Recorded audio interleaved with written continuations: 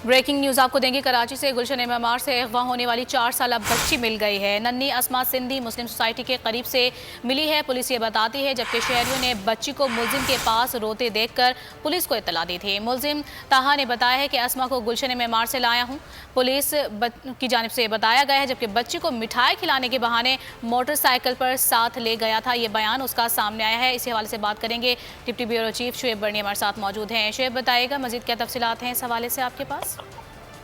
जी देखिए, कराची के इलाके गुलशन मेमार से गुज़िश्ता रोज एक चार साल बच्ची जो नन्ही आसमा थी वो लापता हो गई थी और मुबैना तौर पे इसको अगवा कर लिया गया था। इस बच्ची के अगवा और उसके बाद होने वाली बाजियाबी के बाद जो अगवाकार इसको ले गया था, पुलिस ने उसका बयान कलमबंद किया है।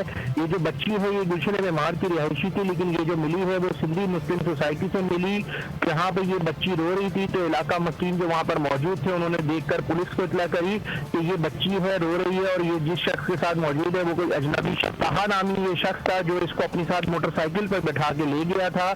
गिरफ्तार होने वाले मुलजिम ने ये बयान में बताया कि उसने बच्ची को मिठाई दी, जिसके बाद बच्ची खुश हो गई और वो उसको अपने साथ गली में से मोटरसाइकिल पर बैठा के ले गया।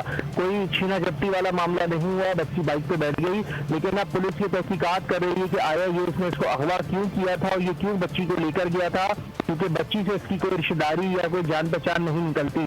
बच्ची को अहल खाना का बयान भी कलमबंद किया गया है और बच्ची उन्हें वापस कर दी गई है। तमाम जो गिरफ्तार मुलजिम है उसके खिलाफ फिरोजाबाद थाने में पहले मुकदमा दर्ज हुआ था और अब उस मुलजिम को गुलशन में हवाले कर दिया गया है मजीद तफ्तीश के लिए। गुलशन मेमार से अगवा होने वाली बच्ची को बाजियाब करवा लिया गया है।